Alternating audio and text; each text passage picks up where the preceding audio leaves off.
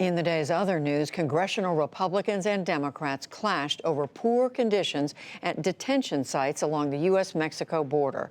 They spoke at a hearing of the U.S. House of Representatives Oversight Committee, and they traded arguments over reports of crowded, unsanitary facilities.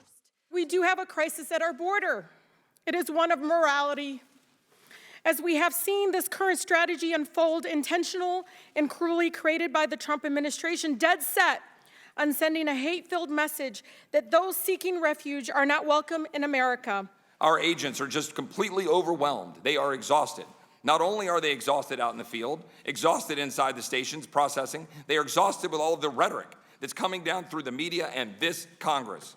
Our own congressional leaders are vilifying our agents. These are the people holding America's front line. Border crossings from Mexico were down in June, but still exceeded 100,000 for the fourth straight month. Meanwhile, there is word that two House committees may postpone hearing from former special counsel Robert Mueller on the Russia investigation. He's scheduled to appear before the Intelligence and Judiciary Committees on July 17. Reports today said that majority Democrats are considering a one-week delay to allow for a longer hearing and to give lawmakers more time for questioning. The House today approved a defense policy bill, including limits on President Trump's authority to take military action against Iran. It also bars using Pentagon funds to pay for a southern border wall. Progressive Democrats tacked on other provisions, and the overall bill passed without a single Republican vote. The president has promised to veto the measure, but first it has to be reconciled with the Senate version. The first components of Russian missile defense systems have arrived in Turkey over U.S. objections. The Turks said that Russian military planes flew in parts for the S-400 systems today. They were unloaded at an air base outside Ankara. Turkey's foreign minister defended the move. As we've always said, S-400s are a done deal, and the process continues in its course. Our defense ministry has made the necessary statement. There is no problem, and the delivery will continue in a healthy way. The U.S. has threatened NATO ally Turkey with economic sanctions and says that it will cancel plans to sell F-35 stealth fighters to the Turks. But Turkey says that its defense minister told acting U.S. Defense Secretary Mark Esper today that Ankara is not tilting toward Moscow.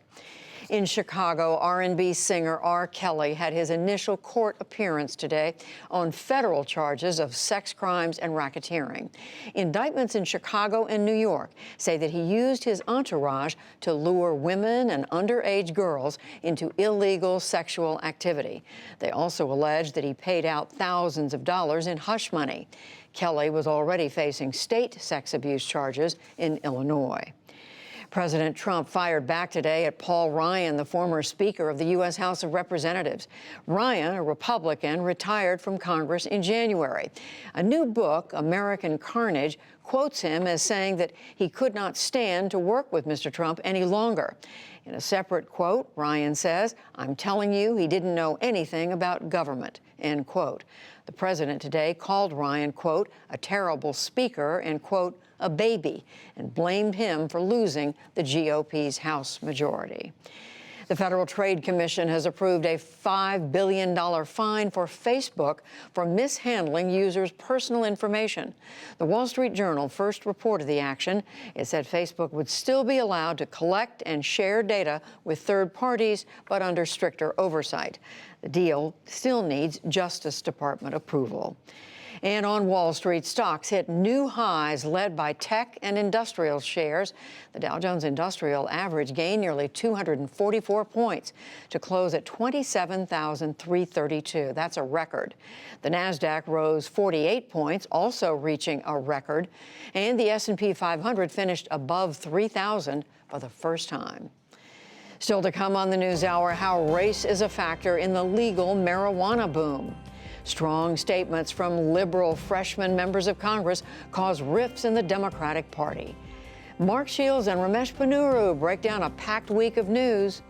And Joan Baez reflects on her art and activism as she embarks on her farewell tour.